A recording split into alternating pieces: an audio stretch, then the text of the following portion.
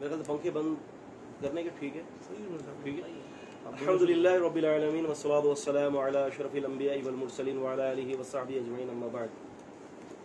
جن بھائیوں کے پاس اپنے فیس بک والے ہوں تو اس کو آگے پہنچا دیجیے. اما بعد فاعوذ باللہ من الشیطان بسم اللہ الرحمن الرحیم.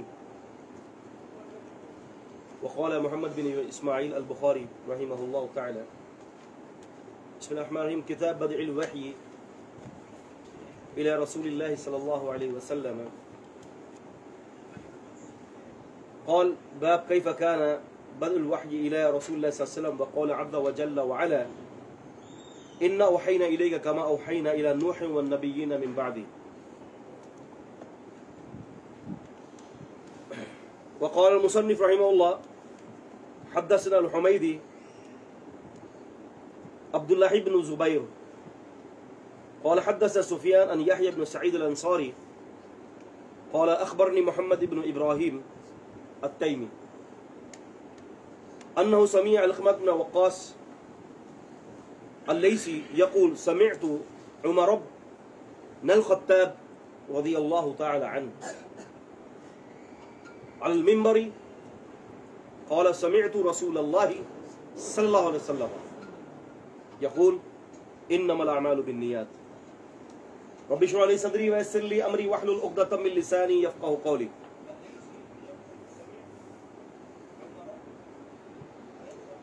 الحمدللہ چوتھی کلاس صحیح بخاری کی. سوچ بھی نہیں سکتے تھے عزیز طالب علموں کہ جب دورہ تفسیر کے لیے ہم اسی کمرے کے اندر بیٹھے تھے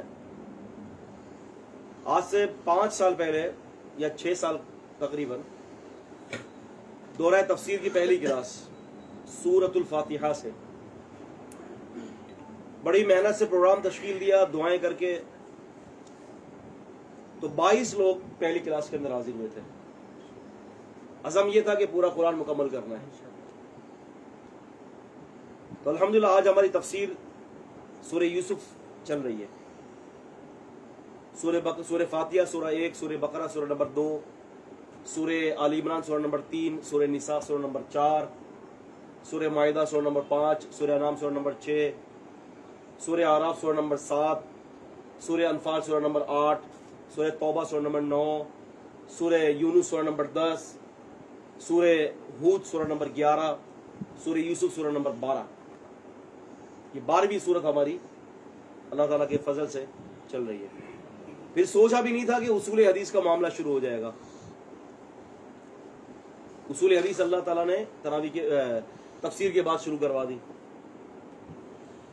پھر یہ بھی نہیں سوچا تھا کہ درس بخاری کا سماع، بخاری کی سماعت جو ہے ہم کریں گے یہاں پر بیٹھ کر، بخاری کو سنیں گے، صحیح بخاری کو. یہ تو سارے اعزاز اللہ تعالیٰ کی طرف سے ہیں کہ جس کو اللہ تعالیٰ بخش دیتا ہے. نہ تیرا کمال نہ میرا کمال. وما توفیق الا باللہ. یہ تو ساری توفیق اللہ تعالیٰ کی طرف سے.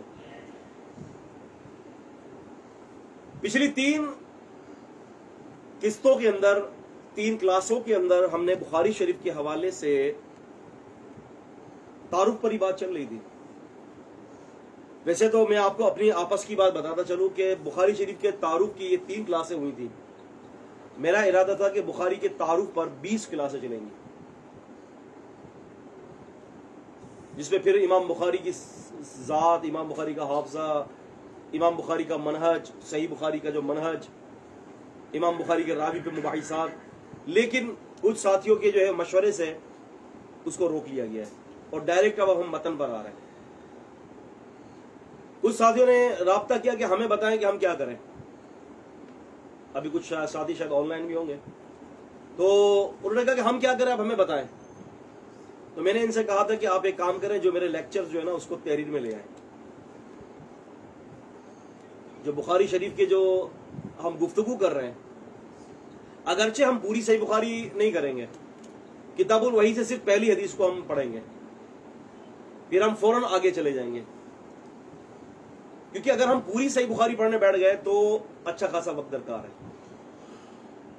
تو ہم کوشش کریں گے کہ صحیح بخاری کے اندر جو 97 چیپٹرز جو قائم کیے گئے، 97 ابواب، تو اب سب کا تو ہم احاطہ نہیں کر سکتے، لیکن جو زیادہ تر جو میری جو توجہ ہے نا وہ ہے صحیح بخاری کتاب الوحی کے بعد جو ہے وہ اللہ آپ کا بھلا کرے، کتاب الاعتصام بالکتاب والسنہ ہے، اور اسی طرح سے کتاب التوحید ورد الجہمیہ ہے، اور کتاب بدع الخلق ہے کہ اللہ تعالیٰ نے کریشن کو کیسے پیدا کیا. اس قسم کے کچھ ایسے ابواب ہیں کہ جو بہت ضروری ہیں. کتاب الفتن ہے، فتنوں کے ابواب. ہم انشاءاللہ کوشش کریں گے کہ کتاب الفتن پوری پڑھیں، کیونکہ فتنوں کو سمجھنا موجودہ دور میں یہ انتہائی ضروری ہے، اس کے بغیر چارہ نہیں ہے. تو ہم ایک ایک حدیث کو جو ہے وہ کتاب الفتن کو فتنوں کے حوالے سے ہم سمجھیں گے انشاءاللہ، اور جو اس کے اندر ضروری مباحثات آئیں گی، جو ضروری بحثیں آئیں گی، اس پر بھی ہم بات کریں گے. امام بخاری رحمہ اللہ کا حافظہ ایک بلا کا حافظہ تھا، بلکہ ابن حجر الاسقلانی رحمہ اللہ نے ہدیو ساری کے اندر اور دیگر لوگوں نے، دیگر محدثین اور فقہاء نے امام بخاری کو جبل الحفظ قرار دیا. جبل الحفظ کا مطلب ہوتا ہے حافظے کا پہاڑ. حافظے کا پہاڑ ایسے کہ ان کے ایک استاد کی مجلس کے اندر یہ بھی تھے، دیگر شاگرد بھی تھے، سارے لکھ رہے تھے، امام بخاری لکھ نہیں رہے تھے. تو دیگر جو ان کے کلاس شروع کے جو شاگرد تھے، جو دوسرے طالب علم تھے، انہوں نے امام بخاری پر اعتراض کیا اور کہا کہ یہ کیا بات ہوئی، ہم لکھ رہے ہیں اور آپ لکھتے نہیں ہیں. امام بخاری رحمہ اللہ نے فرمایا کہ تم نے جو لکھا ہے نا، تم اپنے ہاتھ میں رکھو، اور جو میں نے سن کر یاد کر لیا وہ میں تمہیں سناتا ہوں. امام بخاری رحمہ اللہ کا کاتب نقل کرتا ہے کہ امام بخاری رحمہ اللہ، بھی امام بخاری کی رحمہ اللہ کی عمر کوئی زیادہ نہیں تھی، کوئی 10 سے 15 سال کی لگ بھگ کچھ تھی. فرماتے کہ امام بخاری نے اس وقت ساری روایتیں سنا دی، غالباً کو کچھ 16,000 کے قریب روایت تھی، اور لکھنے والوں نے اپنے لکھنے کی تصحیح ان کے حافظے پر کی تھی، ان کے حافظے پر کی تھی. اور میں یہ آپ کو بتاتا چلوں کہ یہ حفظ کے حوالے سے بہت سارے لوگوں نے مجھ سے یہ کہا کہ میمن صاحب حافظے کا کوئی ٹوٹکا بتائیں، یہ خاص کلپ بنائیے گا اس کا، حافظے کا ٹوٹکا. حافظے کا ٹوٹکا بتائیں میمن صاحب آپ. تو میں نے کہا کہ حافظے کے 2 ٹوٹکے ہیں، آپ بھی سمجھ لیں. حافظے کے 2 ٹوٹکے ہیں. ایک حافظے کا ٹوٹکا یہ ہے کہ گناہوں اور معصیتوں سے خوب بچنا، آپ نافرمانی سے بچ جائیں. آپ جب نافرمانی سے بچیں گے نا تو آپ کے حافظہ بہت زبردست ہو جائے گا. اور یاد کرنے کا ٹوٹکا یہ ہے کہ بار بار تکرار سے اس چیز کو یاد کیا جائے. امام بخاری رحمہ اللہ رات کو سوتے، بار بار اٹھتے، یاد کرتے، بار بار لکھتے، یاد کرتے. بخاری شریف لکھ رہے تھے، رات کو سو جاتے، دماغ میں کوئی پوائنٹ آتا تو اٹھ کر پھر لکھتے، پھر سو جاتے. تو تکرار کسی چیز کا ہے نا، تکرار. ابھی جیسے مثال کے طور پر ہماری کلاس ہو رہی ہے نا، ہمارے طالب علم ابھی کلاس کتاب کو بند کرتے ہیں، تفسیر ہم نے پڑھا دی، اصول حدیث پڑھا دی، درس بخاری پڑھا دی، جو لکھ لیا تو لکھ لیا، اب گھر جا کے بند کر دیا. اب وہ اگلے ہی ہفتے کو کھلے گا، اور پھر جب کوئی سوال کیا جائے تو پھر بغلے جھاڑتے کہ یار کیا تھا. تو اس وجہ سے نا کہ ٹائم نہیں ملا. تو اگر روزانہ کی، اب ایمانداری سے بتائیں، روزانہ کی بیس پر اگر اس کو پڑھا جائے اور اس کو یاد کیا جائے تو کیا اگلے ہفتے تک 100 میں سے 80% سبق یاد نہیں ہوگا نا. تو یہ 2 نسخے ہیں اس کے، یاد رکھیے گا. تو امام بخاری رحمۃ اللہ علیہ کا حافظہ، اور ویسے بھی اسلاف کا حافظہ تو پھر بڑا، ہر کسی کا حافظہ بڑا شاندار تھا. ایسا حافظہ اگرچہ وہ روایت اپنا خطیب بغدادی نے جو ذکر کیا ہے اپنی کتاب کے اندر، تاریخ بغداد کے اندر، اگرچہ وہ ضعیف روایت ہے، لیکن مشہور بڑی یہ کہ بھی 10 لوگ جو ہے ان کے پاس آئے تھے امام بخاری کے پاس، اور 10 روایت لائے اور سند آگے پیچھے کر دیا، اور امام بخاری کو کہا کہ جی آپ اس حدیث کے بارے میں جانتے؟ تو جو بھی حدیث سنتے تو کہتے لا ادری لا ادری لا ادری. 100 روایت سننے کے بعد کہتے کہ میں جانتا ہی نہیں ان روایت کو. تو جو اس کے اندر جو ہے، جو سمجھدار جو تھے علماء، وہ تو پہچان گئے کہ امام بخاری رحمہ اللہ سمجھ گئے کہ یہ کیا ہو رہا ہے. پھر انہوں نے ایک ایک کو بلا کر ایک ایک کی روایت کو بھی صحیح کیا، اور ایک ایک کے جو ہے وہ راویوں کو بھی صحیح کیا. امام بخاری رحمۃ اللہ علیہ فرماتے ہیں کہ میں نے زندگی بھر صرف ایک ہی شخص کے سامنے آتے ہوئے تھوڑا سا میں محسوس کرتا تھا کہ وہ مجھ پر بھاری ہے، اور وہ امام علی بن مدینی تھے رحمہ اللہ. لیکن امام علی بن مدینی رحمہ اللہ فرماتے ہیں کہ ہاں یہ امام بخاری یہ بات کہہ تو رہے ہیں، لیکن یہ امام بخاری اس بات کو بخوبی جانتے ہیں کہ ان جیسا بندہ کوئی ہے ہی نہیں. وہ خود بھی امام بخاری جانتے ہیں. تو علم سے شغف جو علم سے محبت جو ہے نا وہ آپ کو بہت آگے تک لے جائے گی. تو امام بخاری رحمہ اللہ کا اوڑھنا بچھونا سب کچھ یہی تھا کہ اللہ کے رسول کی حدیث کو حفظ کیا جائے اور اللہ کے رسول کی حدیثوں کو امت تک پہنچایا جائے. امام بخاری رحمۃ اللہ علیہ اپنے حافظے کے اعتبار سے بڑے اعلیٰ تھے اور امام بخاری رحمۃ اللہ علیہ امام الدنیا سید المحدثین و جبل الحفظ و سید الفقہاء. یہ کوئی خطاب یہ کوئی معمولی خطاب نہیں ہے. جب بھی کوئی محدث دیکھتا تو ان کو سلوٹ کرتا. امام احمد بن حنبل رحمۃ اللہ علیہ کی کوئی خدمات کم ہے؟ امام احمد بن حنبل رحمہ اللہ سے زیادہ اللہ پاک نے ان کی کتاب کو جو ہے وہ شرف قبولیت دی. تلقی بالقبول بخاری شریف کو ہے، امت نے تلقی بالقبول دیا ہے. اور جو بخاری شریف کے اندر جو احادیث جو ہے آپ کی شرطوں پر ہیں اس میں سے کوئی ایک حدیث بھی جو ہے وہ ضعیف نہیں ہے. کوئی ایک حدیث بھی ضعیف نہیں ہے. ہاں معلقات روایت ہیں تو معلقات اگر آپ نے جمع کیے تو اس میں بھی 5 ٹکوں پر علماء کو اختلاف ہے اور وہ بھی روایت معلقات کہیں نہ کہیں اس کی سند اور کوئی دلیل موجود ہے اس کی. خیر اچھا، کتاب کی ابتدا اب یہاں پر ہم دیکھتے ہیں، یہاں پر ایک اشکال امام بخاری پر وارد آتا ہے. وہ یہ ہے کہ امام بخاری رحمہ اللہ، ابن حجر فرماتا ہے کہ قال البخاری رحمہ اللہ رضی اللہ عنہ بسم اللہ الرحمن الرحیم وکیف کان بدء الوحی الی رسول اللہ صلی اللہ علیہ وسلم هكذا فی روایت ابی ذر والاسیلی بغیر باب. یہ ابن حجر اسقلانی رحمہ اللہ بات کرتے ہیں اس پر. کہتے ہیں کہ امام بخاری نے کتاب کی ابتدا کی ہے بسم اللہ الرحمن الرحیم کیف کان بدء الوحی الی رسول اللہ صلی اللہ علیہ وسلم. اللہ کے رسول صلی اللہ علیہ وسلم کا فرمان ہے، ابو داؤد کی روایت ہے، کل امر ذی بال لا یبدا فیہ بحمد اللہ فہو اقطع. کیا فرمایا نبی پاک صلی اللہ علیہ وسلم نے؟ کل امر ذی بال، ہر کام، جو بھی کوئی کام کیا جائے، لا یبدا فیہ بحمد اللہ، اگر اس کام کی ابتدا حمد سے نہ ہو، اللہ کی تعریف سے نہ ہو، تو فہو اقطع،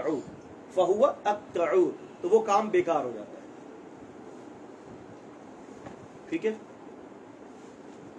اگر آپ صحیح بخاری کے نسخے کے اندر نظر ڈالیں تو ان الحمد للہ نحمدہ ونستعینہ ونستغفرہ ونعوذ باللہ من شرور انفسنا نہیں ہے، ونحمدہ ونصلی علی رسول کریم نہیں ہے، الحمدللہ وحدہ والصلاۃ والسلام علی رسول اللہ اما بعد نہیں ہے. یا ایھا الناس انا خلقناکم من نفس واحدہ وخلق منها زوجها وبث منهما رجالا ونساء واتقوا الله الذي تساءلون به والارحام ان اللہ کان علیکم رقیبا نہیں ہے.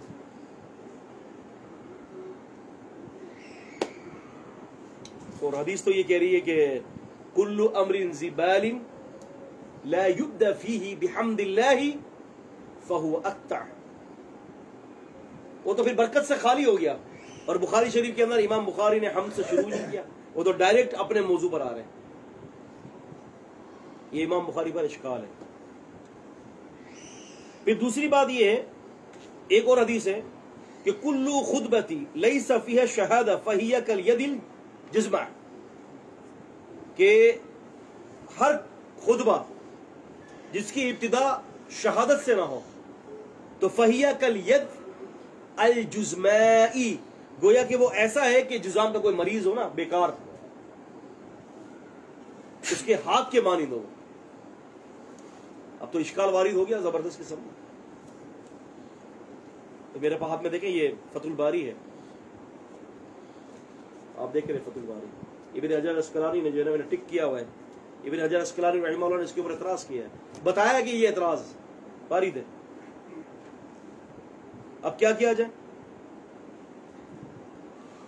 تو بتاتے ہیں کہ اس کا جواب دے رہے ہیں ابن حجر اسقلانی، اور کہتے ہیں کہ ایک جواب یہ ہے کہ ان الحدیثین لیس علی شرطہ بل فی کل منہما مقال.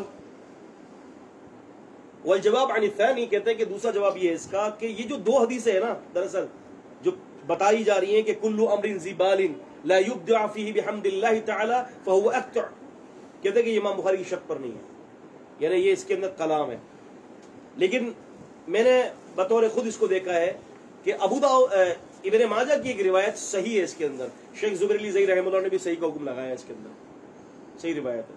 لیکن مسئلہ یہ ہے کہ روایت تو صحیح ہے, تو لیکن اب کیا کرا جائے بھائی, اعتراض تو اپنی جگہ پہ کھڑا ہے. تو اس کا جواب یہ ہے کہ حمد لکھی بھی جا سکتی ہے اور پڑھی بھی جا سکتی ہے, زبان سے ادا بھی کی جا سکتی ہے. شرط یہ نہیں ہے کہ جب تم لکھو تو لکھو حمد, زبان سے ادا کر دو. امام بخاری نے زبان سے ادا کر دیا ہے, ٹھیک ہے. نہیں, 2 رکعت نماز کا ادا کرنا یہ حمد نہیں ہے. 2 رکعت نماز کا ادا کرنا یہ حمد نہیں ہے, یہ خارج ہے اس سے. لکھتے وقت, تحریر کرتے وقت, تو پھر درود پڑھنا واجب ہے, درود بھی نہیں ہے.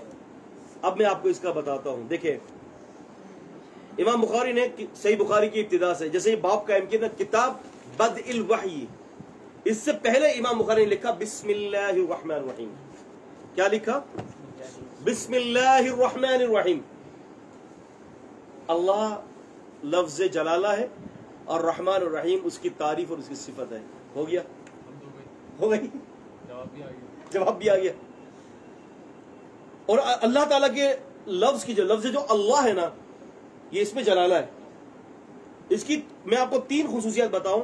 ایک خصوصیت یہ کہ یہ منسوب الیہ ہوتا ہے, خود کسی شے کی طرف منسوب نہیں ہوتا. اللہ تعالیٰ کا نام منسوب, اس کی طرف منسوب کوئی چیز ہو سکتی ہے, لیکن یہ اللہ تعالیٰ کا نام کسی اور کی چیز طرف منسوب کبھی بھی نہیں ہو سکتا. ہم نہیں کہتے عیسیٰ علیہ السلام کو روح اللہ, اللہ کی روح ہے. اللہ کی روح سے مراد یہ نہیں کہ اللہ تبارک و تعالیٰ کے نعوذ باللہ اللہ تعالیٰ کے ذات کا حصہ ہے, نہیں. یعنی اللہ کی روح سے مراد اللہ کا حکم, اللہ تعالیٰ نے ان کو کن سے پیدا کیا ہے, بلکہ جبکہ عام انسانوں کو اللہ تبارک و تعالیٰ مرد اور عورت کے آپس میں تعلقات کے باعث پیدا فرماتا ہے. لیکن یہاں تو ایسا مسئلہ ہی نہیں تھا. ان کے تو خاوند ہی نہیں تھے مریم علیہ السلام کے, ہے نا, خاوند نہیں تھے ان کے.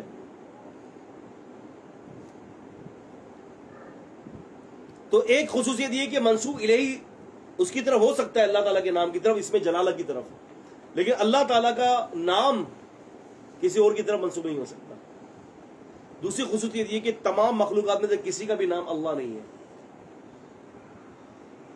آپ اگر بائبل پڑھیں نا, تو بائبل کے اندر بھی اللہ تعالیٰ کو اللہ ہی کہا. عیسیٰ علیہ السلام کو جب سولی پر چڑھایا گیا نا, تو عیسیٰ علیہ السلام نے کہا کہ اللہ لما شبقتنی, اللہ اللہ, یہ ہبرو ہے, اللہ لما لما شبقتنی ترکتنی, اے اللہ تو نے مجھے اکیلا کیوں چھوڑ دیا. وہاں بھی اللہ کہہ رہے, آپ سمجھ رہے. تو اللہ تعالیٰ تمام مخلوقات میں اللہ نام کسی کا بھی نہیں ہے. اور دوسری خاصیت یہ کہ لفظ ندا جب کوئی دے دیتا ہے تو یا اللہ اگر نہ بھی کہے تو آخری میں میم مشدد لے آئے گا, تو اللہم کہہ دے گا تو یا اللہ ہو جائے گا. یہ کوالٹی کسی کی بھی نہیں ہے. ہم نہیں کہتے اللہم لا مانع لما اعطیت ولا معطی لما منعت ولا ينفع ذا الجد منک الجد. تو ایک یہ خصوصیت ہو گئی اس کی. تو پتہ یہ چلا, کیا پتہ چلا کہ اعتراض کیا تھا؟ تعریف نہیں کی تھی اللہ کی, حمد نہیں کی تھی, حمد نہیں کی تھی. تو بسم اللہ الرحمن نے شروع کی, تو اللہ 7 نام اللہ کے, اللہ اس میں جلالہ, الرحمن الرحیم اس کی صفتیں ہیں, اور یہ اس کی تعریف ہو گئی. ٹھیک ہے, کیسا نکتہ ہے؟ سبحان اللہ. پھر نبی سم پر درود نہیں پڑا بھائی. تو آئیے پھر امام بخاری کو اگر آپ یہ دیکھیں گے تو قال شیخ الامام الحافظ ابو عبداللہ محمد بن اسماعیل بن ابراہیم بن المغیرہ البخاری رحمہ اللہ کہتے ہیں کہ باب کیف کان بدء الوحی الی رسول اللہ صلی اللہ علیہ وسلم, پورا لکھتے ہیں, درود بھی آ گیا. یہ بھی اعتراض ختم. سمجھ میں آیا سب کو ہے؟ کیا سمجھ میں آیا؟ کون بتائے گا اس کو؟ شیخ یہ جو اعتراضات کی جو بات آپ بتا رہے ہیں, مطلب جو لوگ اعتراض لگا رہے ہیں تو وہ یہ تو کتاب میں جیسے آپ بتا رہے ہیں کہ لکھا ہوا ہے، تو پھر اعتراض کیوں کر رہے ہیں؟ اعتراض کرنے والے کا کام ہی اعتراض کرنا ہوتا ہے حضرت، وہ نہیں دیکھتا کہ اس میں کوئی چیز ہے کہ نہیں ہے. ہوتا یہ کہ اعتراض کرنا ظاہری چیز تو نہیں ہے نا، واضح تو نہیں ہے نا. اب میں نے آپ کو بتایا تو پتا چلا نا، نہیں پتا تو آپ 100 دفعہ پڑھیں، آپ کو یہ باتیں سمجھ میں نہیں آئے گی. اعتراض ہی لگے گا. اعتراض ہی لگے گا کہ یار یہ تو اعتراض ہے یار. یہ اعتراض ہے کس طرف سے؟ بس اب یہ چھوڑ دیں، اور یہ بھی پتہ اپنے ہی گراتے نشے من پہ بجلیاں. شیخ یہ بھی پتہ نہیں چلے گا کہ اس کا جواب نہیں دیا. جی ہاں امام بخاری رحمۃ اللہ. ٹھیک ہے. یہ تو بھی باریکی آپ نے پڑھی نہیں، ابھی آپ ابھی آگے باریکی دیکھیے گا ذرا امام بخاری کی فقہات پر. میں کہتا ہوں کہ مقصد یہ کہ بندہ اچھل جائے گا زمین سے اوپر کی طرف چلا جائے گا ان کی فقہات کو دیکھ کر. اچھا جی، امام بخاری رحمہ اللہ نے ہم 2 باتیں ہم نے کر لی، ٹھیک ہے. اب مسئلہ یہ ہے کہ امام بخاری رحمہ اللہ فرماتے ہیں کہ باب کیف کان بدء الوحی الی رسول اللہ صلی اللہ علیہ وسلم، یعنی یہ باب اس بات پر ہے کہ نبی علیہ السلام پر وحی کیسے ابتدا ہوئی، وحی کی شروعات کیسے ہوئی، یہ اس پر لا رہے ہیں. اب وحی کی شروعات کیسے لائے؟ کیف کان بدء الوحی الی رسول اللہ صلی اللہ علیہ وسلم. اچھا، یہ کتاب بدء الوحی جو ہے اس کو ذہن میں رکھیں کہ یہاں پر ایک اور بھی بات میں آپ کو بتاتا چلوں، اس کو بھی تھوڑا ہم نے سمجھنا ہے. وہ ہم نے تھوڑا یہ سمجھنا ہے اس کو کہ اس باب کے اندر امام بخاری نے 6 روایتیں پیش کی ہیں. کتنی؟ 6 حدیثیں پیش کی ہیں. وحی کے نازل کیسے وحی کی ابتدا ہوئی، ابتدا کے اوپر صرف ایک ہی حدیث پیش کی ہے، باقی 5 حدیثیں نہیں ہیں، خارج ہے. 5 حدیثیں کسی اور موضوع پر، کسی اور موضوع پر. آپ سمجھ رہے ہیں؟ تو بات یہ ہے کہ جب غار ہرا میں جب نزول ہوا تھا نا نبی پاک صلی اللہ علیہ وسلم پر، تو وہ ایک حدیث ذکر کی ہے.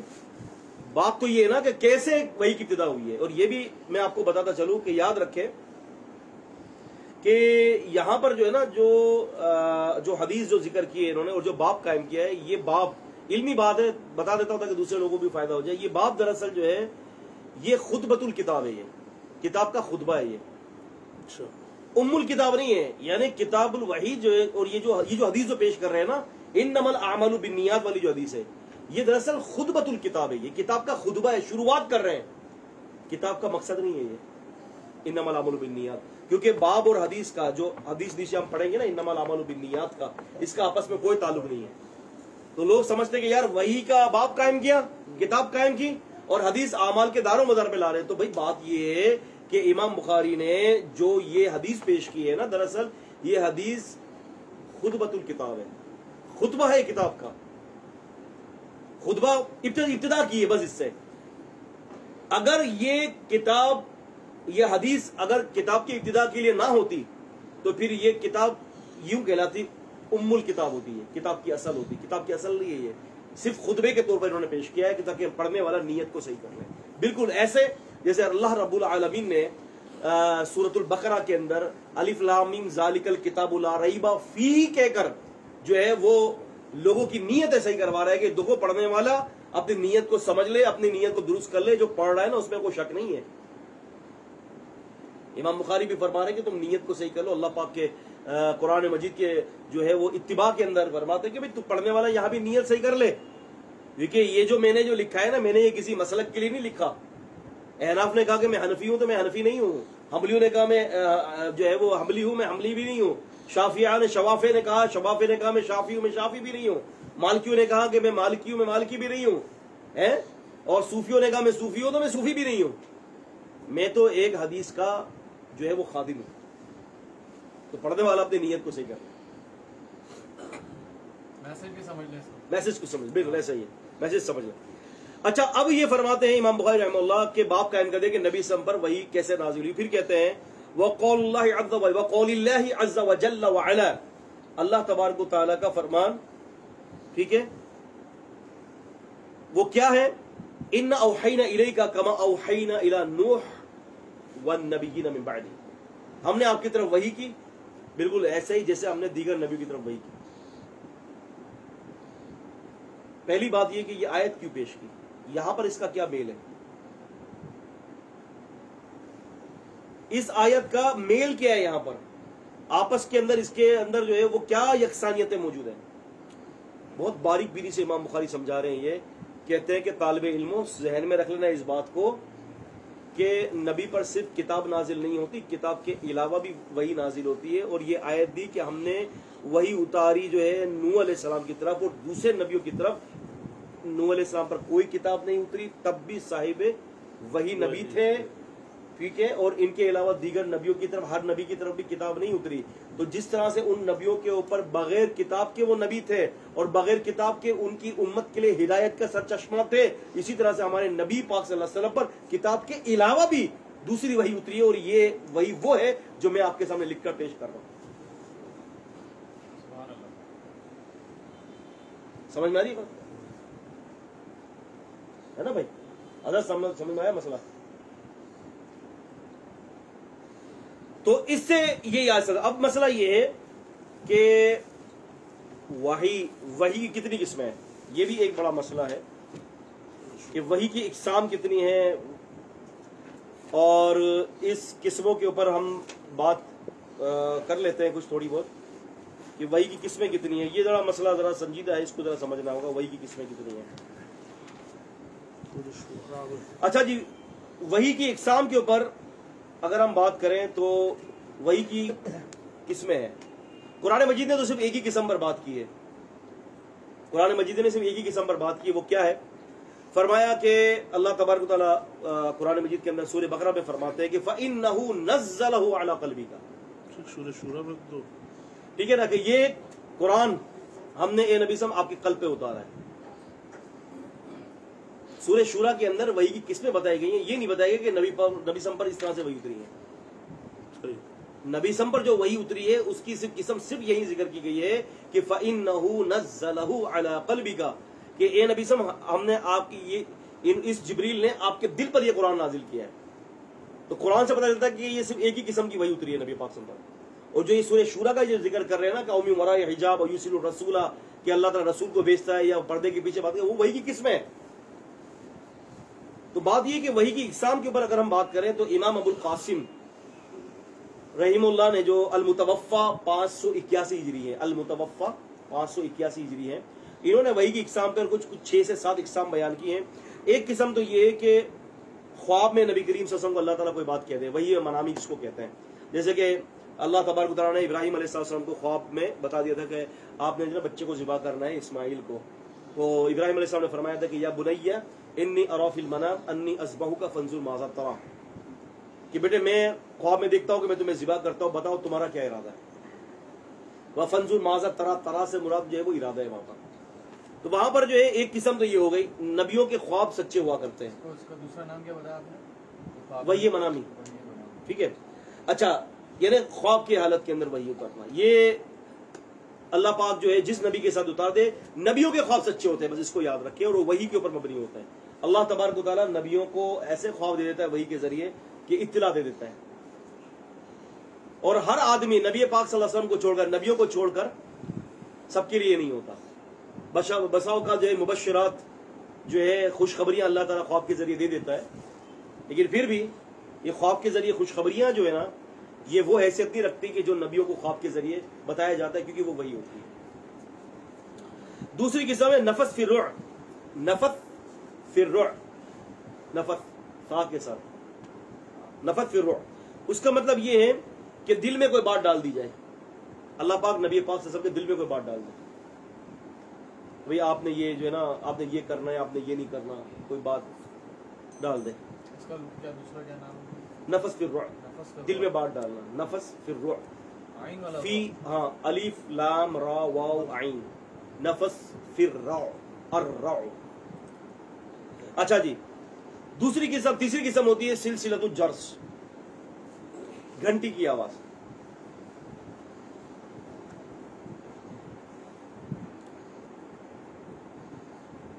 گھنٹی کی آواز, آپ وہ نہ میں سمجھیے گا کہ جو گھنٹیاں بجاتے ہیں مندروں میں نہیں بجاتے ٹن ٹن ٹن, نہیں, ایسے نہیں. مزاروں میں بھی ہوتی ہے. ہاں, اب مزاروں میں بھی ہوتی ہے, ماشاءاللہ, زبردست.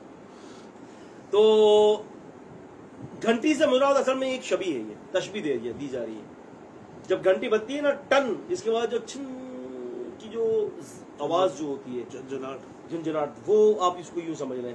جبکہ اللہ کے رسول کو گھنٹی की आवाज पसंद नहीं थी, सिर्फ तशबीह है, यहाँ हकीकी मानों में नहीं है, घंटी नहीं थी, इसकी तशबीह दी गई है, ये कैफियत मुख्तलिफ होती है उसकी। चौथी चीज है फरिश्तों का इंसानी सूरत में आना।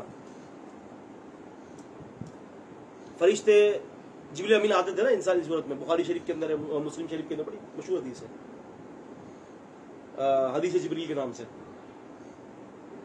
जिब्रील साहब इंसानी सूरत में आ जाते थे, बड़ी तवील हदीस है, जुमा भी मैंने यहां पढ़ाया इस हदीस में पूरी। और पांचवा ये कि जिब्रील अमीन अलैहिस्सलाम खुद अपनी असली सूरत के अंदर आ जाए, फकाना काबा कौसैनी औ अदना, है ना सूरह नजम में, कि दो कमानों का फासला रह गया।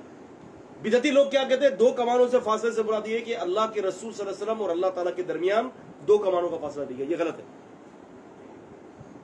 अल्लाह ताला ने नबी करीम सल्लल्लाहु अलैहि वसल्लम ने अल्लाह ताला को नहीं देखा। ला तुदरिकुल अब्सार व हुवा युदरिकुल अब्सार व हुवा लतीफुल खबीर, उसे कोई आंख नहीं देख सकती, वो हर आंख को देख लेता है क्योंकि वो बारीक बीन और खबर रखने वाला है। हम आयशा रज़ी अल्लाह अन्हा ने फरमाया, हम पढ़ेंगे इंशाअल्लाह किताब तौहीद में इस मसले पर बड़ी तफसीली बहस आएगी, बड़ी तफसीली नोट लिखवाऊंगा आपको इंशाअल्लाह। बहुत इंटरेस्टिंग टॉपिक है जी, अम्मी आयशा रज़ी अल्लाह अन्हा ने फरमाया कि जो कोई ये कहता है कि नबी पाक सल्लल्लाहु अलैहि वसल्लम ने अल्लाह ताला को देखा है, वो झूठ बोलता है, क्योंकि अल्लाह ताला का कौल है कि अल्लाह ताला को कोई नहीं देख सकता।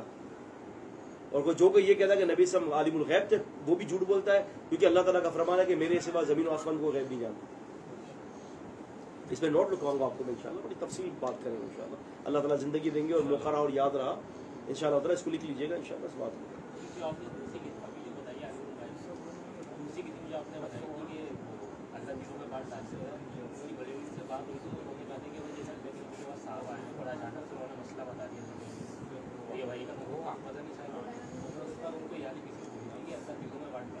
हाँ नहीं, हाँ तो ये आगे ना वही की किस्म है ना दोस्त, बिल्कुल ये किस्म है। देखिए ना, नबी पाक के बारे में एक कायदा मशहूर है, मा यंतिकु अनिल हवा इन हुवा इल्ला वहयु युहा। मा लफ्ज नफी के लिए पैदा होता है, यंतिक अरबी में मुजारे का सीगा है, हाल और मुस्तकबिल, ठीक है। अनिल हवा, अन हुर्फ जर है, हवा कहते हैं ख्वाहिशात को,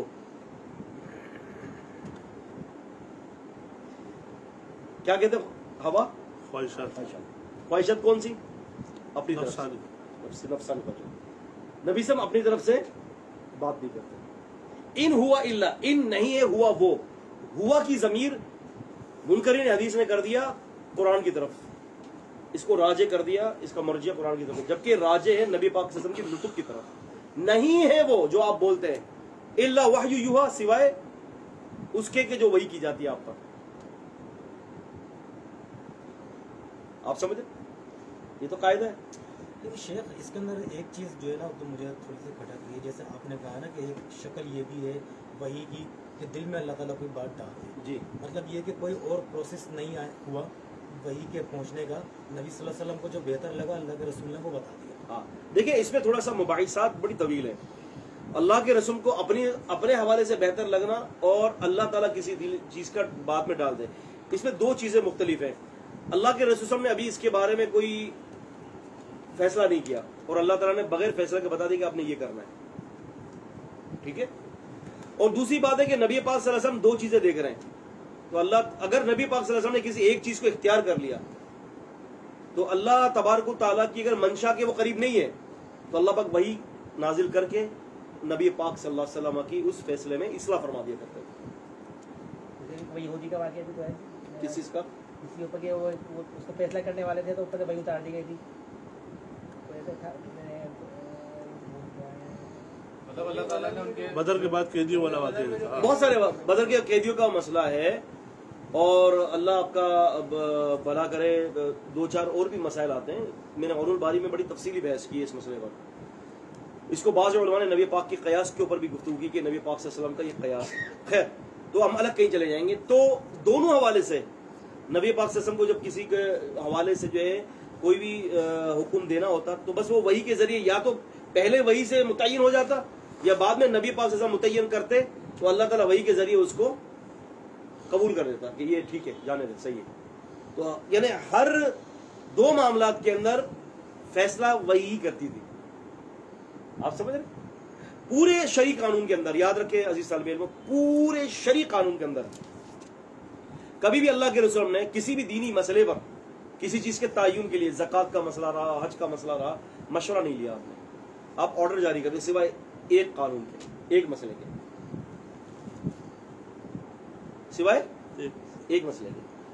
بس صرف ایک مسئلہ تھا کہ جس میں آپ نے لوگوں پر چھوڑ دیا تھا، لیکن پھر لوگوں نے اس کو جب کیا اور نبی علیہ السلام نے بھی اس کو سراہا تو پھر اس کو فائنل پھر آخری میں وحی کے ذریعے کیا گیا.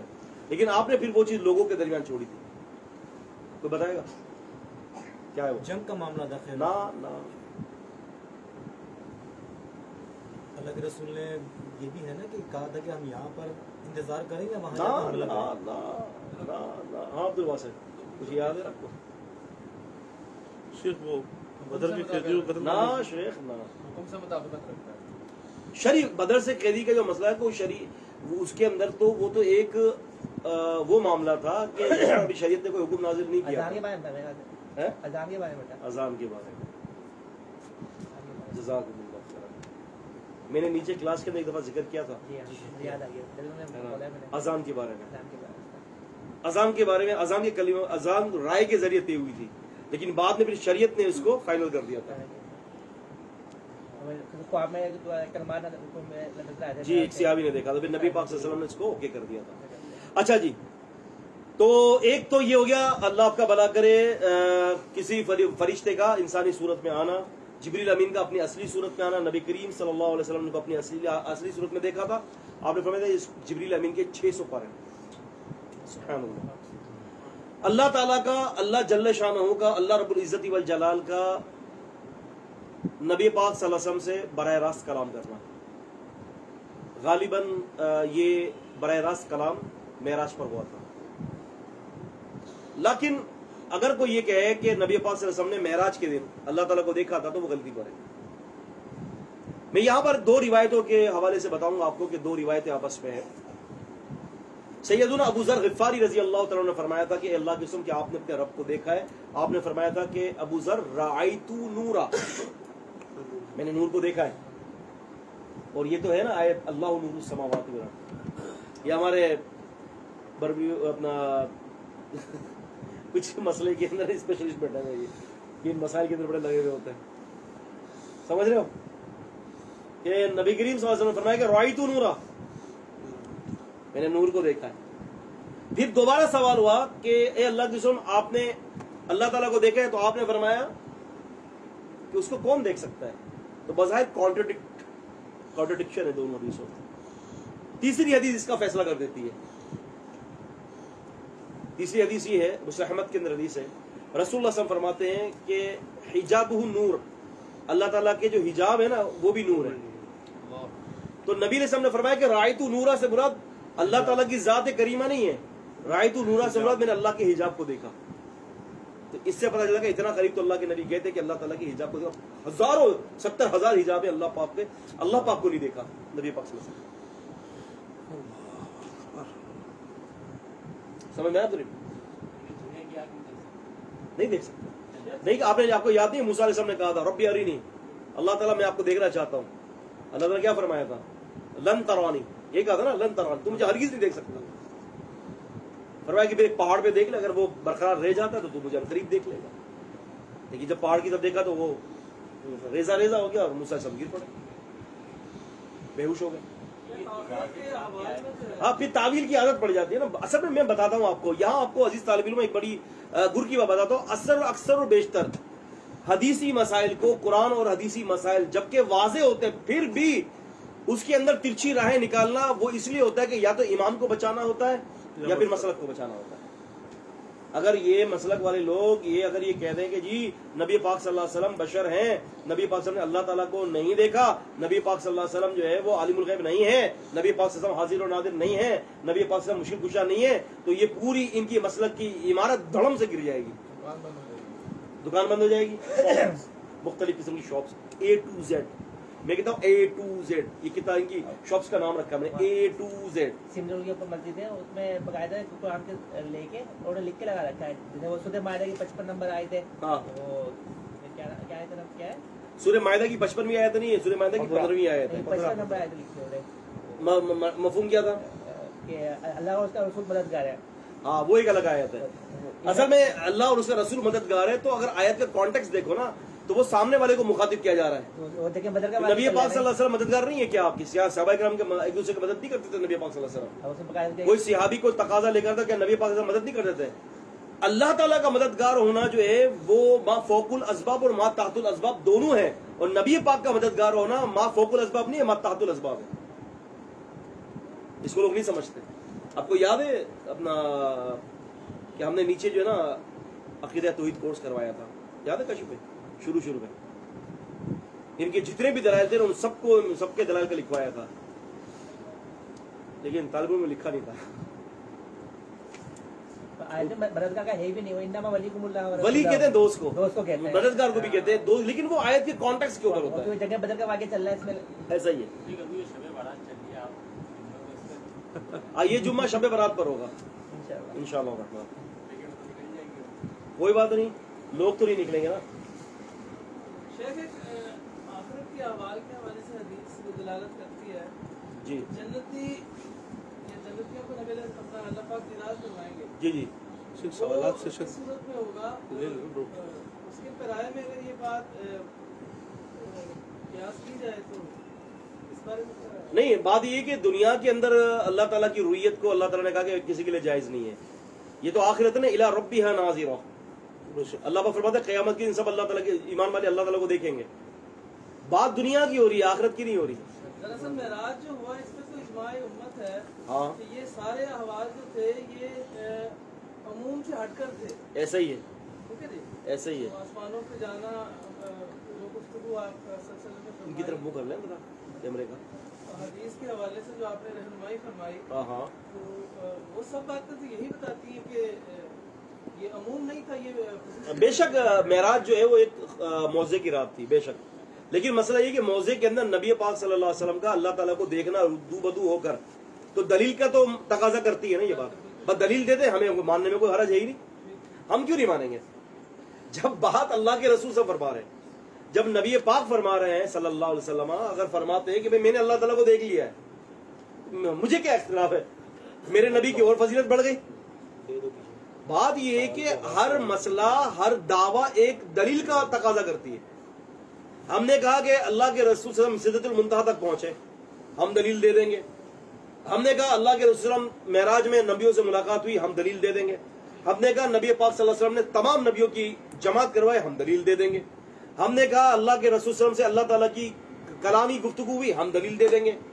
آپ کہہ رہے ہو کہ نبی پاک صلی اللہ علیہ وسلم نے اللہ تعالیٰ کو ڈائریکٹ دیکھا ہے بغیر کسی حجاب کے, اب دلیل آپ کے اوپر ہے. یہ ایک بڑی عجیب بات کرتے ہیں کہ امی عائشہ سے جو حدیث مروی ہے جی وہ کہتے ہیں کہ براہ راست انہوں نے اپنا گمان قیاس کیا ہے, نبی علیہ السلام سے انہوں نے یہ اپنا الفاظ جو نقل نہیں کیے. اصول حدیث کا سراسر قاعدہ یہ ہوتا ہے کہ جب کوئی صحابی یہ کہہ دے کہ اللہ کے رسول نے ایسے نہیں کیا, ایسے کیا ہے اور اس طرح سے کیا ہے, تو یہ دراصل حدیث کے ہی حکم کے اندر آتی ہے یہ بات. اصل میں اکثر میں کہتا ہوں کہ اکثر لوگ اصول حدیث سے واقف نہیں ہے. اب آپ کو جو اصول حدیث میں پڑھا رہا ہوں نا, وجہ یہی ہے کہ آپ جو ہے نا ٹھوکر کھانے سے بچیں گے. آپ سمجھ رہے ہیں اصول, جی ہاں آثار کہتے ہیں اس کو, صحابہ کرام کے اقوال کو آثار بھی کہتے ہیں, موقوف روایات بھی ہیں, مجموعہ اعتبار سے حدیث بھی کہتے ہیں. وہ ایک ہم بات پڑھیں گے اس کو انشاءاللہ. خیر آگے تھوڑا سا چلیں. تو اللہ تعالیٰ کا براہ راست کلام کرنا یہ بھی ہوتا ہے. تو یہ ساری قسمیں کیا ہیں, یہ مختلف وحی کی قسمیں ہیں. اب ہم آگے تھوڑا سا چلتے ہیں. اب آپ یہ دیکھیں, تھوڑا سا ہم آگے جا رہے ہیں. اب یہ ہے کہ یہ بات ہم نے ذرا اس پہ بات کر لی کہ نبی کریم صلی اللہ علیہ وسلم پر وحی اللہ تعالیٰ نے اتاری. قرآن کے علاوہ بھی غیر وحی اتاری اللہ پاک نے, غیر قرآنی وحی. کیوں کہ پیچھے نبی کی مثال دی نوح علیہ السلام پر, جبکہ نوح علیہ السلام پر کوئی کتاب نہیں اتری. نوح علیہ السلام کی مثال اس لیے دی کہ نبی پاک صلی اللہ علیہ وسلم پر کتابی وحی بھی اترے گی اور دیگر نبیوں کی طرح بغیر کتابی وحی بھی اترے گی. تو منکرین حدیث کا بڑا زبردست امام بخاری نے رد کر دیا. اب ہم آگے آتے ہیں, اس سے تھوڑا سا ہم چلتے ہیں حدیث کے متن کی طرف. ہمارے پاس ابھی 15 منٹ ہے. امام بخاری فرماتے ہیں کہ حدثنا الحمیدی عبداللہ بن زبیر رحمہ اللہ تعالی رحمۃ واسعہ. فرماتے ہیں کہ امام بخاری کہ ہم سے بیان کیا امام حمیدی نے. امام حمیدی نے. اب صرف اس امام حمیدی پر ہم اپنی بات کو مکمل کر دیں گے انشاءاللہ. امام حمیدی جو ہے کون تھے, کیا تھے؟ آپ یہ تو جانتے ہیں کہ اللہ کے رسول کی ایک حدیث ہے, آپ نے فرمایا کہ قدموا قریشا. ابھی بڑا غور سے سنیے گا, قدموا قریشا, فرمایا کہ قریش کو آگے بڑھاؤ.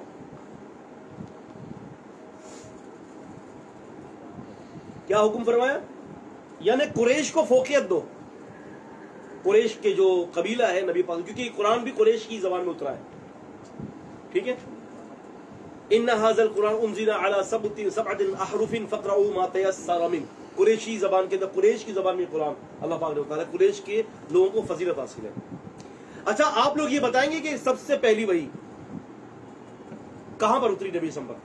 کون سے شہر میں؟ مکہ. مکہ, مکہ میں اتری. کیا آپ بتائیں گے کہ نبی پاک صلی اللہ علیہ وسلم کا اس وقت کس بی بی سے نکاح ہوا تھا؟ خدیجہ رضی اللہ امی خدیجہ رضی اللہ عنہ سے. دو باتیں ہو گئی, ٹھیک ہے بھائی.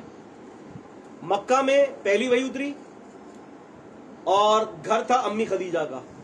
امام بخاری کی فقاہت پر بات کر رہا ہوں ابو, یہ آپ دیکھ لیجئے گا کہ ساری کتابوں سے الگ اصح الکتب بعد کتاب اللہ جو کہا گیا ہے کہ قرآن کے بعد سب سے صحیح ترین کتاب, یہ ایسے ہی امت نے نہیں کہا, اجماع اس پر. سبحان اللہ, اللہ اکبر. امام بخاری رحمہ اللہ نے حدیث کو سامنے رکھا کہ نبی اسلام فرماتے ہیں کہ جی قریش لوگوں کو آگے بڑھاؤ. تو امام بخاری نے کیا کیا, کہتے ہیں کہ پہلی وحی مکے میں اتری تو میں نے پہلا راوی جس کو چنا, جس سے میں حدیث لوں, وہ راوی جو مکے کا ہے. کون ہے؟ عبداللہ بن زبیر الحمیدی.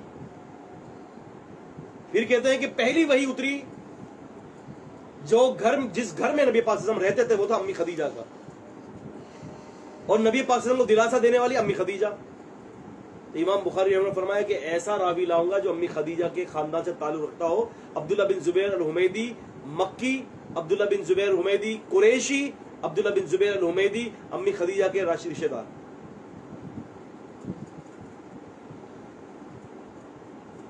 مسئلہ سمجھ میں آ رہا ہے؟ قدموا قریشا, قریشی کو آگے بڑھا دیا. پہلی حدیث قریش سے لیا ہے, حدیث پر عمل کر لیا. پھر کہتے ہیں کہ مکے کے اندر وہی نازل ہوئی, راوی پہلا بھی کہاں کا ہونا چاہیے؟ مکے کا ہونا چاہیے. کس ہماری ماں کے گھر پر؟ امی خدیجہ. امی خدیجہ رضی اللہ عنہ کے گھر پر پہلی وحی اتری, ٹھیک ہے. کیسا؟ اچھا پھر میں آپ کو یہاں پر ایک بڑی کمال کی بات بتاتا چلوں کہ بخاری شریف کی کتاب التوحید کی جو آخری حدیث ہے نا, کلیمتانی خفیفتانی حبیبتان الرحمن. اچھا یہ دین مکے سے, عرب سے پھیلتا پھیلتا کہاں چلا گیا؟ عجم چلا گیا. امام بخاری کی فقاہت کو داد دیں, پہلا بندہ جس سے روایت نقل کی مکے کا تھا, قریش سے تعلق رکھتا تھا, امی خدیجہ کے ساتھ تعلق رکھتا تھا, رشتہ داری تھی, اور جو بخاری کی سب سے آخری حدیث اس عرابی سے لیا جو اجمی تھا.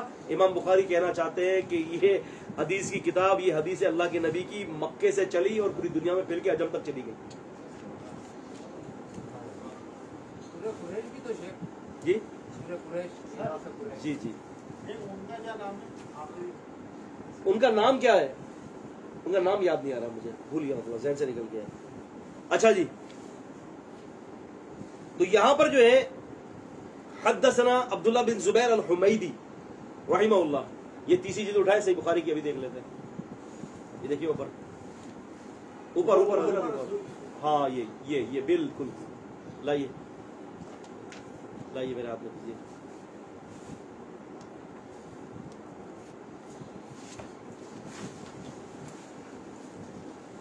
آخری حدیث ہے باب قول اللہ عز وجل ونزع الموازین القسط لیوم القیامہ. ہم قیامت کے دن ترازو قائم کریں گے.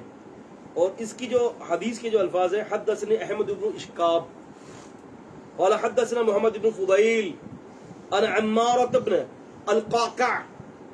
اس کے اندر جو راوی ہیں وہ کچھ اجمی ہیں. کیسی فقاہت, عرب سے چلا عجم تک پھیلا, کیسی چیز ہے. بندے کی سوچ بھی نہیں آتی وہاں پر. تو آج الحمدللہ ہم نے بخاری شریف کے حوالے سے کافی سارے نوٹ پڑھے ہیں. تو باقی کوئی ہمارے جو طالب علم جو آن لائن پڑھ رہے ہیں ان کا اگر کوئی سوال ہو عاصم بھائی. ٹھیک ہے سوال ہے جی ہمارے پاس علی گڑھ کا ایک انجینئر ایک بندہ ہے. جی اس نے یہ کہا کہ بھائی ایک صحابی جو تھے وہ جنگ میں لڑ رہے تھے تو صحابوں نے کہا کہ یہ بہت بہادر صاحب ہے لیکن یہ جاننے ہاں تو وہ جنگ کے بعد تب میں تو خودکشی کر لی. جی تب لگے کہ بھائی کہ جہنم میں جائے گا. اب یہ کہنا چاہیں گے کہ صحابہ بھی جہنم میں گئے اپنی. دیکھیں وہ ایک شخص تھا ٹھیک ہے کہ لڑتے لڑتے خودکشی کر لی. ٹھیک ہے پہلی بات تو یاد ہے کہ خودکشی کرنے سے کوئی شخص بھی اسلام سے باہر نہیں نکلتا. اور محمد علی مرزا یہ شاید سمجھتا ہو کہ صحابہ اکرام معصوم تھے تو صحابہ اکرام میں معصوم نہیں تھے. خطا تو ان سے بھی ہوئی ہے. ٹھیک ہے بھائی. تیسری بات یہ ہے کہ شیخ الاسلام ابن تیمیہ نے منہاج السنہ کے اندر صحابہ اکرام کے حوالے سے 3-4 باتیں لکھی ہیں. ایک بات تو یہ لکھی ہے کہ بھائی بات یہ ہے کہ ہمیں ان کے آپس کے اعمال کے حوالے سے کچھ بھی نکتہ چینی کرنے کی ضرورت نہیں ہے. ان کا معاملہ اللہ جانتا تھا. اور دوسری بات یہ کہ اللہ تعالیٰ غفور رحیم ہے اور ان کے معافی کا میدان بڑا وسیع ہے. ایک بات. دوسری بات یہ کہ یہ کون سا صحابی تھے, کس نے اس کو صحابی قرار دیا؟ کوئی معروف صحابی نہیں. لیکن صحابی کے جو ڈیفینیشن ہے اس کے اوپر تو پورا اترتے ہیں نا. ٹھیک ہے اصل میں بات یہ ہے کہ کچھ ایسے شادر و نادر واقعات آ جاتے ہیں ایک آدھا کہ کسی نے ایسا کام کر لیا تھے تو آخر وہ بشر نہ. لیکن مسئلہ یہ ہے کہ اس کے بارے میں سزا کا تعین بھی کر دیا گیا. لیکن میرا اور آپ کی ذمہ داری کیا ہے؟ میں اس کی مثال دیتا ہوں کہ مثال کے طور پر ایک شخص ہے, اس کا باپ, اس کا جو والد ٹھیک ہے زانی ہے, شرابی ہے. باپ کبیرہ گناہ کے ارتکاب میں مر گیا.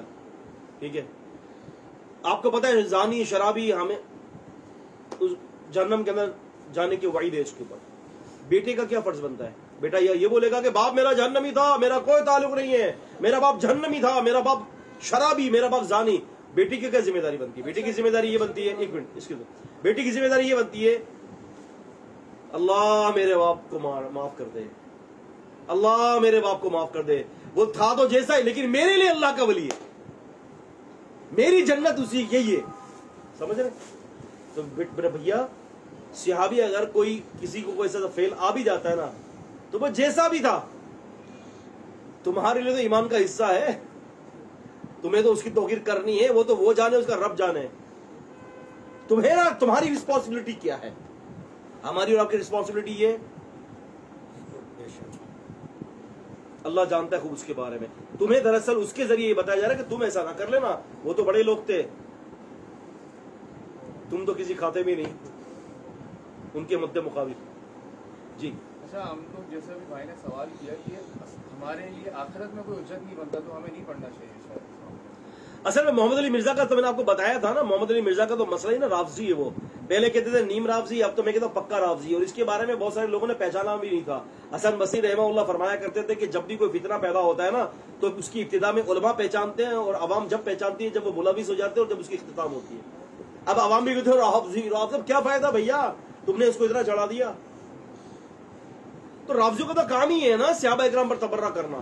رافضی ایسے ہی مسائل کو لاتے ہیں. دین اسی پر جی اس نے تو ایک کلپ میں یہ بھی بولا انجینئر مرزا نے کہ نبی کریم صلی اللہ علیہ وسلم کی معذ جو اجتہادی غلطی ہے اس کے بارے میں بھی ذکر کیا کہ نبی کریم صلی اللہ علیہ وسلم نے اجتہادی غلطیاں کی اور اس نے دلیل دی ہے کہ منافق کا جو نماز جنازہ پڑھا جی جب وہ اپنی مرضی سے پڑھا تھا. دیکھیں جی یہ تو بے ادبی ہے نبی پاک صلی اللہ علیہ وسلم کی کہ آپ کے اندر اجتہادی غلطیاں تھیں. یہ تو نبی پاک کی بے ادبی ہے صلی اللہ علیہ وسلم. اب ہے تمہارا امام, تم اس کو کبھی نہیں کہہ سکتے کہ اس نے اجتہاد میں غلطی کر دی. یہ تو امام الانبیاء ہے,